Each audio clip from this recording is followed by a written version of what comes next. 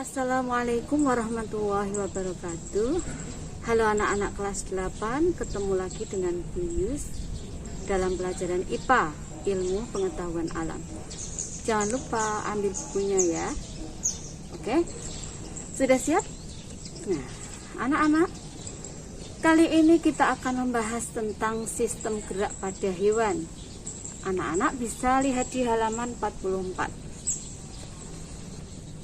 Hewan bergerak dengan banyak cara. Ada yang berlari, berjalan, berenang, terbang, merayap, dan lain-lain. Alat yang digunakan juga beragam. Contoh di darat biasanya dia menggunakan otot dan rangka. Kalau di air dia menggunakan sirip. Kalau di udara dia menggunakan sayap. Coba kita lihat di halaman 44 anakku. Di sini ada gajah. Gajah kecepatannya 25 km per jam. Di sini jerapah. Jerapah kecepatannya 60 km per jam.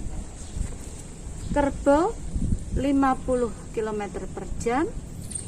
Kijang 97 km per jam. Keren ya, kayak mobil.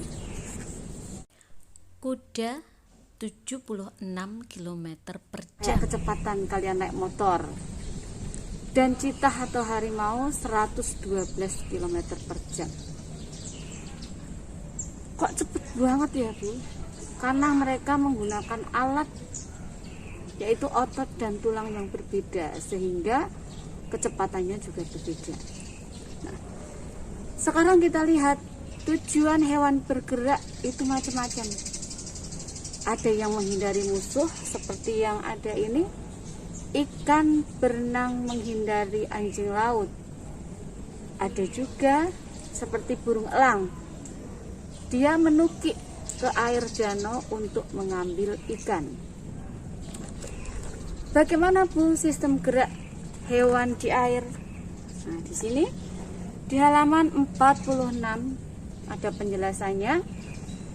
Kerapatan air itu lebih besar dari kerapatan udara, sehingga membuat hewan yang ada di air sulit bergerak.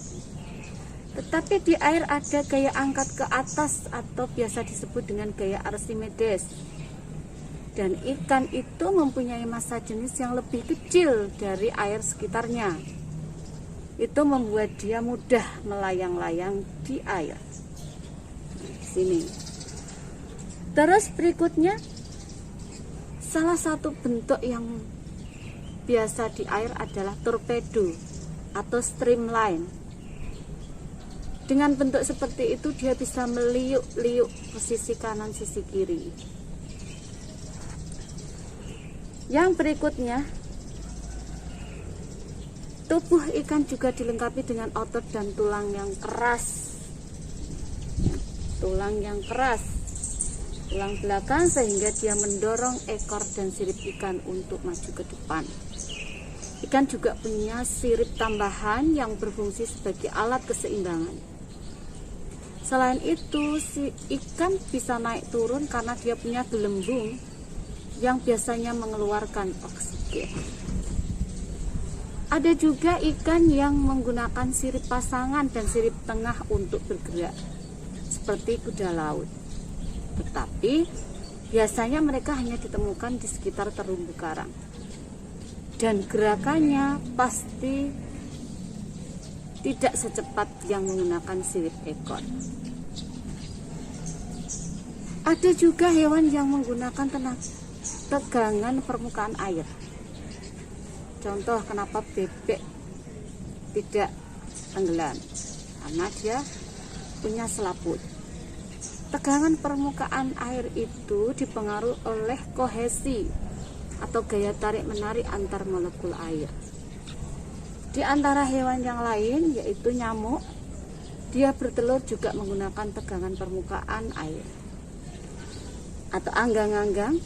Nah, ini terlihat di sini ada kohesi, gaya tarik-menarik antara molekul-molekul air. Nah, bagaimana Bu gerak hewan di udara? udara ini memiliki gaya gravitasi yang ke bawah. Nah, hewan yang bergerak di udara harus melawan gravitasi itu. Dia harus memperbesar gaya angkatnya. Dengan cara apa? Hewan yang bergerak di udara mempunyai sayap. Dengan adanya sayap, bentuknya melengkung, punya otot yang kuat. Nah, udara yang di atas sayap ini cepat, ya. Nah, sayap burung memiliki bentuk melengkung. Udara yang bagian atas sayap lebih cepat. Ini mendorong dia untuk ke depan.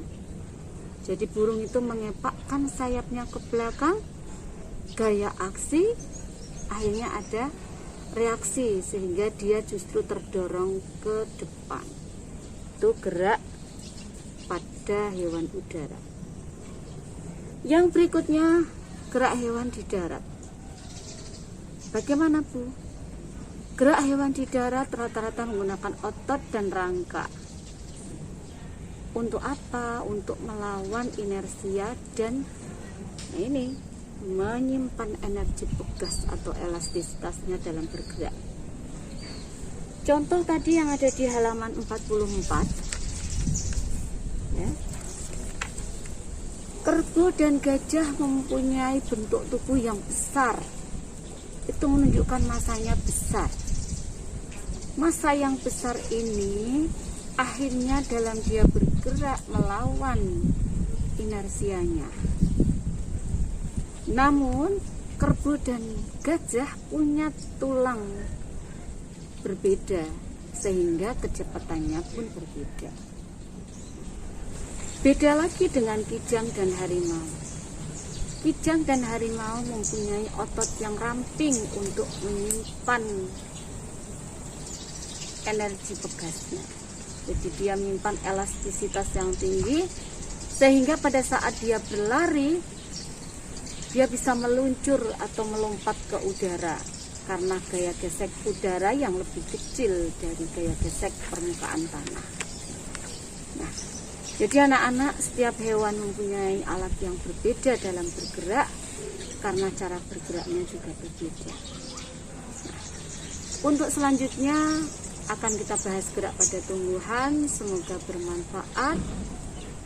Jangan lupa semangat belajar. Assalamualaikum warahmatullahi wabarakatuh.